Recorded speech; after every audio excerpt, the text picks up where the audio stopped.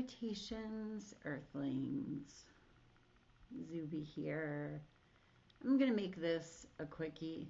I just made an entire other video and it was super frustrating because there was a clicking noise in the background.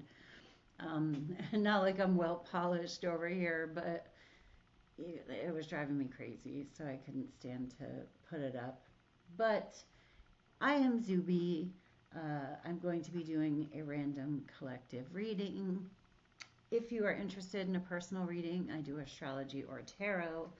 My information is down below. I do them over Zoom or in person if you happen to be in the San Antonio area of Texas or the Breckenridge, Colorado area, because I travel.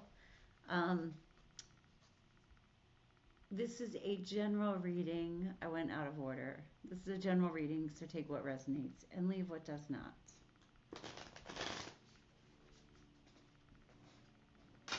I have a message, I guess, coming into this one because I did just do a whole nother reading before this. But the gist of that one was acknowledging where you are and how far you've come, instead of being fearful that things that are going well are going to stop going well. It was talking a lot about scarcity mindset. 5 of Pentacles came out. Scarcity mindset and dwelling or ruminating on past pain. Kind of getting past that. Shut your fucking mouth. The 6 of Wands. That was the first card that came out in the last reading. Wow. So this card represents internal energies. That's where we're at right now. This is acknowledging how far we've come. Gosh, that's blowing my mind. So it is really significant that we acknowledge how far we've come. You know, give yourself credit where credit is due. What's on the externals? So that's the internal card, how we're feeling on the inside. And with the 6 of Wands, wands are fire. This is action. Like, you know, we're moving towards something, and the knights are stopping to have a parade. Even though they're not at the end of their journey, they won a battle. So they want to stop and celebrate and acknowledge the battle that they've won, even though the bigger picture, the war is not over. They still have further to go. Okay, so these are different. We got the 2 of Cups and the 8 of Cups. 2 of Cups is relationships. You know, people that we are in a relationship with, whether that's friendships, whether that's, you know, it can be coworkers, it can be family members, but we want to acknowledge how far we've come, especially maybe in terms of people that we are in relationships with, whether that's, you know, love relationship, friendship, or otherwise. And then the 8 of Cups. So the 8 of Cups is having faith, going into the unknown, searching for something more. This is a card of, you know, having gratitude for what you have, but also knowing that there is more for me out there. With the 8 of Cups, the card after that is the 9 of Cups, which is the wish fulfilled card. But with the 8 of Cups, we have to leave behind what we know in pursuit of something greater. It's a card, that's why it's a card of like having faith. You have to leave behind what you have in order to get something better that you know is out there. You know there's more for you. But you have to let go. You can't like cling to everything you have and drag it with you. So there's something about reaching for something at the risk of something you already have. And then, but the card after the 8 of Cups, because we go out in faith, we're rewarded with more, everything that we had and then some. Okay. There's somewhere else we're going. This is not it. You might be like, thank fucking God. But be grateful for where you're at, because at one point in time, you weren't even here.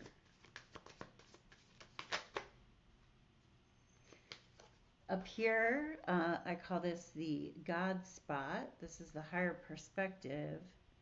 And we got the Eight of Swords and the King of Cups. So the higher perspective spot is like looking down on us. We're in a place. We know that there's somewhere else that we're going to, that we're headed to. We're not exactly where we want to be. Maybe we're inclined to be like, ugh, I wish I was further along, or, I can't believe I'm still only here. I'm frustrated that, like, I'm not to the finish line yet. But the Six of Wands reminds us to say, but you know what? I'm further than I was before. And then in front of us, we have the Two of Cups, our relationships with other people, the Eight of Cups, kind of taking the risk to go out and get the more. Maybe there's risk involved with continuing on from here. The Eight of Swords is that's victim mentality. So in the other one, we got poverty consciousness. In the other one, I got the Three of Swords and the Five of Pentacles. So that's Five of Pentacles is poverty consciousness. The Three of Swords is, pain from the past, or it can be healing, moving in the direction of healing. But the Three of Swords is like, can be ruminating or dwelling on that pain area. The Eight of Swords is another one that I kind of lump in with that whole victim mentality mindset. And this is in the higher perspective. So we want to look out for that. With the Eight of Swords, especially, we're trapped in our minds. We're stuck in our heads. And this came out with the King of Cups. The King of Cups is, the king sits on his throne. The cups are emotional fulfillment. This is like embodying the fulfillment that in your heart you deserve. Maybe you don't know it in your head, but like as a child of God, as a child of the divine, as a blessed being on earth, you deserve more. So feel that. Don't let yourself think yourself into a box. All right, let's do one of these. And one of the big reasons I want to make this short is because I have no idea what that clicking was. And if it did it again, then I've got a bigger problem. Discernment. So tend to the garden of your mind. Don't just entertain, don't just let thoughts run amok in there. Mind your mind. Parent it. Say, ooh, maybe that's not something that you want to think. Use your discernment. But I'm getting this as discernment with regards to like criticizing ourselves or playing the victim. The Eight of Swords can play the victim. I'm going to do another one.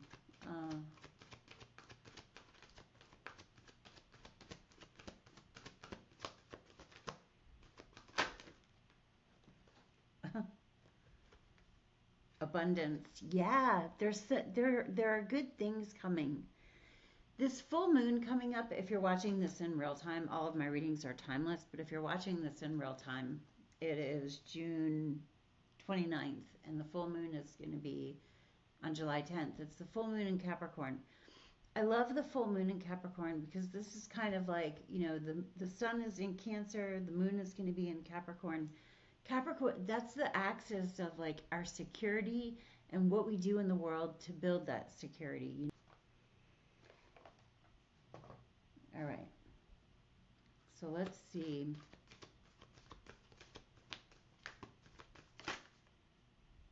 Impermanence. Life is always changing, and I drift easily through those changes, good and bad. As I drift through the hard times, I can take comfort in knowing that I will leave them behind. As I drift away from good times, I can take comfort in knowing that more will come my way. Impermanence is an equal opportunity non-entity. So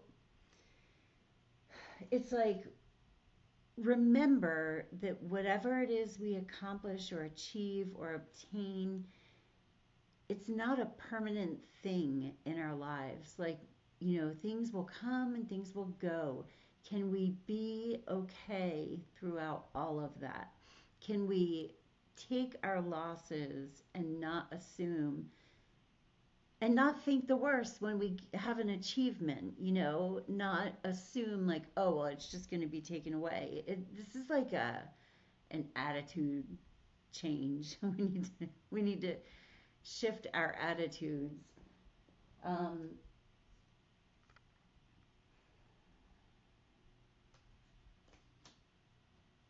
Let me do one more of these. And then I think I'm going to call it good. What is your advice? What is your advice? What should we focus on?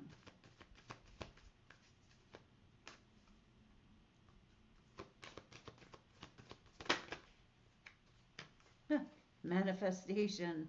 This is definitely a manifesting reading. If you could have anything you wanted, what would it be? Get specific and get greedy. You are holding a magic wand and you can conjure up anything. Could it be that when you declare your wishes out loud, you're actually casting a spell for your dreams to come true? Or is it just that, in a very practical sense, the more people you speak with about your desires, the more folks there the more folks there are who know what you want and might have the means to help you make them happen. Either way, stop waiting and start manifesting. But don't use that word if you don't want to. That's funny. So, this is totally a manifestation reading. We've got abundance. We've got use your discernment. Use your discernment as far as negative thinking goes. Watch out for that. Acknowledge how far you've come, from where you were. With the Two of Cups, foster your connections to other people. With the Eight of Cups, know that there are risks. Who is going to stick with you during, like, when you take a risk, when you take a gamble? Who's going to support you when you go for what it is that you really want? The Eight of Swords, don't get trapped in your head. The King of Cups, know what it is that you will find emotionally fulfilling and manifest that. Feel it. The cups are the cards of feeling. So feel what it is that you are desiring. Especially with that impermanence card. It's like we don't want to get stuck. I remember when I first moved to Texas, I had gotten a job at this really horrible, horrible, horrible place. Worst job I've ever had in my entire fucking life. Anyway, and it was at a ranch. And the thing is, though, I had dreamed of this ranch. Like, I got the job there. It's a really crazy story. I might have to tell it to you sometime. There were goats, there were this, and I had seen this in visualizations I had done in the months leading up to getting this job. When I applied for it, I didn't even know they had goats, and I had envisioned and manifested a place with goats. Like, to look at it, it was everything I had visualized, and it was really, really beautiful. The animals were amazing. The people I worked for, not so much. And like 1 month into it, I'm like, this is a horrible place to work. Horrible. I remember calling my spiritual teacher and I was like, but what the heck? This job is terrible. But it's everything I envisioned. And he was like, you're not supposed to like cling to or keep, like, if you manifested a cake, would you not eat it? You know what I mean? Like, he's like, take what is good out of it. You did visualize that and manifest it. Take what's good out of it, but by all means, move on and get a different job. God doesn't want you to like keep that job just because you visualized it during a meditation. Like, it's cool that those things lined up, but it doesn't mean that you have to stay there. So remember, as we move through life, as we are creating things, things will come and go, and then we can create more. And then we'll, that stuff it's impermanent. Everything is impermanent. can you be okay in that impermanence? Anyway, we're going to see if this worked, if there was a clicking noise, and hopefully not. If this was disjointed, it's because I am tired. And I had to do this twice in a row. I hope you have a great day on earth. Peace. Namaste.